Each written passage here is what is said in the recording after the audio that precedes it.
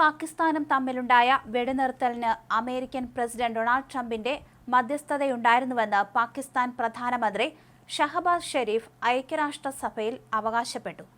ഈ വർഷം മേയിൽ കിഴക്കൻ അതിർത്തിയിലുണ്ടായ പ്രകോപനമില്ലാത്ത ആക്രമണങ്ങളെ സൈന്യം ചെറുത്തു തോൽപ്പിച്ചുവെന്നും പാകിസ്ഥാൻ വിജയകരമായി പ്രതിരോധിച്ചുവെന്നും ഷെരീഫ് കൂട്ടിച്ചേർക്കുകയും ചെയ്തു. പഹൽഗാം ആക്രമണത്തിന് ശേഷം ഇന്ത്യ രാഷ്ട്രീയ ലാഭത്തിനായി പാകിസ്ഥാനെ ആക്രമിച്ചെന്നും എന്നാൽ ഫീൽഡ് മാർഷൽ അസീം മുനീറിന്റെ നേതൃത്വത്തിലുള്ള പാക് സൈന്യം 7 ഇന്ത്യൻ യുദ്ധവിമാനങ്ങൾ തകർത്ത് തിരിച്ചടിച്ചെന്നും അദ്ദേഹം അവകാശപ്പെടുകയും ചെയ്തു.